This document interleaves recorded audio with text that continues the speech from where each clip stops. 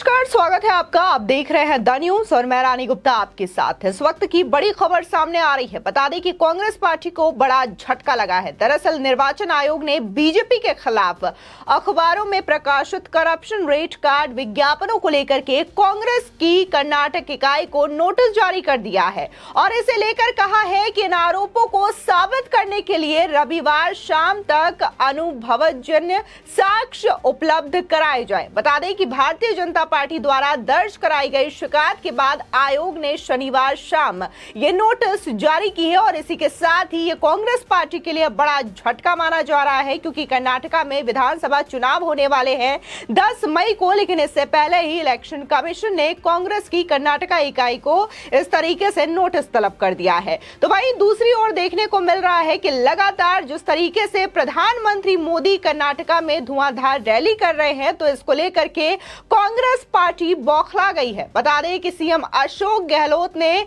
इस मामले को लेकर के कहा है कि इलेक्शन कमीशन को प्रधानमंत्री मोदी की रैलियों पर और उनके प्रचार करने पर रोक लगा देना चाहिए। जाहिर तौर पर इससे कांग्रेस की बौखलाहट साफ झलकती है।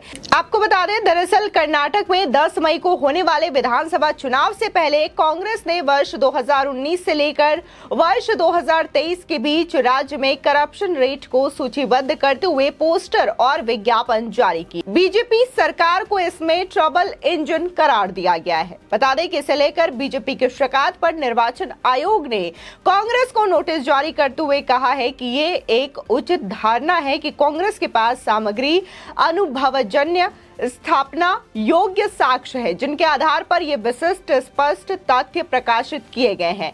एक ऐसी कार्रवाई जिसका लेखन के ज्ञान, इच्छा और ऐसा करने के पीछे की मंशा का पता लगाने के लिए निष्पक्ष रूप से मूल्यांकन किया जा सकता है। आपको बता दें, जिस तरीके से विधानसभा चुनावों को लेकर के कांग्रेस की बौखलाहट साफ तौर से नजर आ रही है।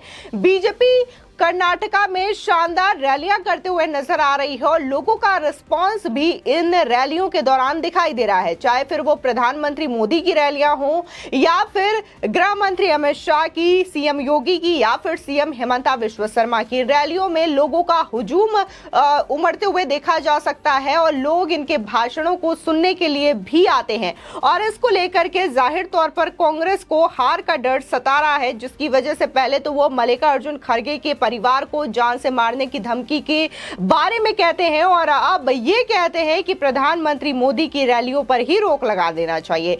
तो देखिए, इलेक्शन कमीशन को प्रधानमंत्री मोदी जी पर रोक लगा देनी चाहिए कैंपेन करने के लिए।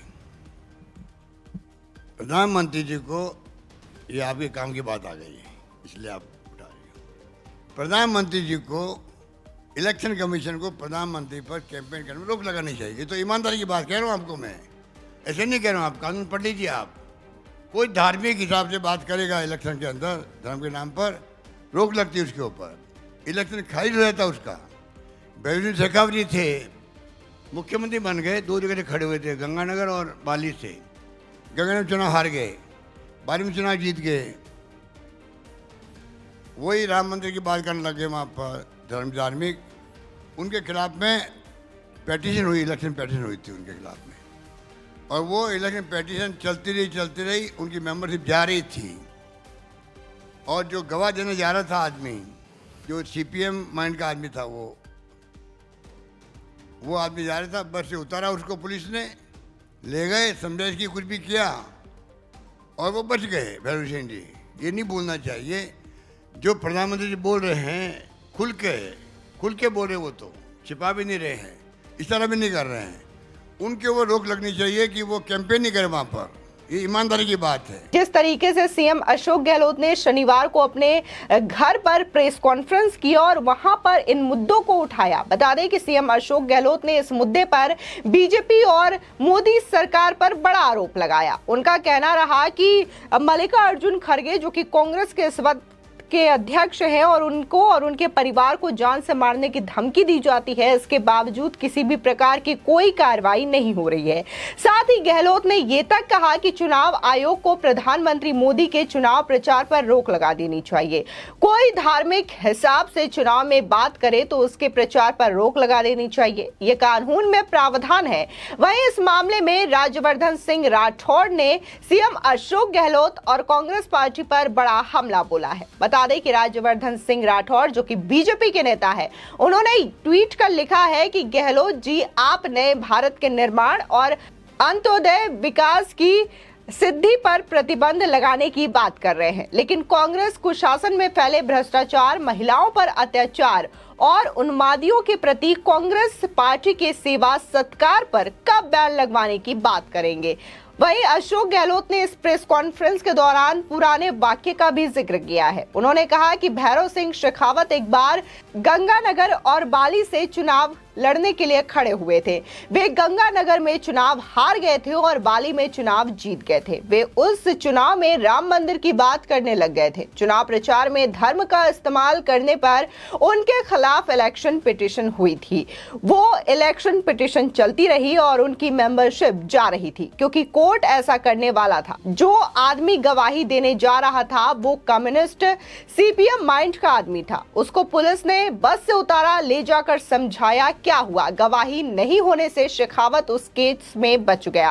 आज जो प्रधानमंत्री बोल रहे हैं वे तो धर्म के आधार पर खुल करके बोल रहे हैं। उनसे चुनाव आयोग जवाब भी नहीं मांग रहा है, इसलिए पीएम के चुनाव प्रचार पर रोक लगनी चाहिए। बता दें कि जिस तरीके से सीएम अशोक गहलोत यहां पर प्रधानमंत्री के चुनाव प्रचार पर रोक लगाने की बात कर रहे हैं, तो कहीं ना कहीं कर्नाटका में बजरंग दल और बजरंग बली को लेकर के जो मुद्दा उठा है वो कांग्रेस की वजह से ही उठा है। दरअसल कांग्रेस ने अपने घोषणा पत्र में बजरंग दल की तुलना पीएफआई से की थी। जाहिर तौर पर देखने को मिला था कि कैसे पिछले साल पीएफआई को गृह मंत्रालय के द्वारा बैन कर दिया गया और ऐसे संगठन की तुलना बजरंग दल से की गई, जिसकी वजह से जनता में भी काफी ज्यादा रोष देखने को मिला था और जनता ने इसको लेकर के जगह जगह विरोध प्रदर्शन भी किया था और हनुमान चालीसा का पाठ भी लोग कर्नाटक में करते हुए दिखाई दिए थे। साथ ही आजकल देखने को मिलता है कि कैसे प्रधानमंत्री मोदी की रैलियों में बहुत सारे ऐसे लोग होते हैं जो कि बजरंग बली के गेटअप में नजर आते हैं और इससे साफ तौर से यह जाहिर होता है कि लोगों का जो रुझान है वो इस वक्त बीजेपी के फेवर में नजर आ रहा है, जिसकी वजह से कांग्रेस की बौखलाहट साफ तौर से झलकती है और कांग्रेस को हार का डर सता रहा है, क्योंकि देखने को मिल रहा है कि गांधी परिवार भी इस वक्त कर्नाटका में अपनी पूरी ताकत झोंके हुए है, चाहे फिर वो प्रियंका गांधी वाड्रा हो, राहुल गांधी हो या फिर खुद सोनिया गांधी क्यों ना हो। आजकल सोनिया गांधी भी प्रचार करते हुए नजर आ रही हैं। ऐसे में कांग्रेस ये चाहती है कि जब हमने पूरी ताकत झोंक रखी है कर्नाटका में तो वहां पर हमें हार का मुंह न देखना पड़े, जिस तरीके से गुजरात और बाकी के उत्तर पूर्वी राज्यों में देखने को मिला है। ऐसे में जिस तरीके से प्रधानमंत्री मोदी रैलियां कर रहे हैं तो यहाँ पर लोगों का फेवर, लोगों का रुझान बीजेपी की ओर दिखाई दे रहा है। फिलहाल इस खबर को लेकर के आपकी क्या राय है हमारे कमेंट सेक्शन में जरूर बताएं। आगे की और भी अपडेट के लिए चैनल को सब्सक्राइब करना ना भूलें।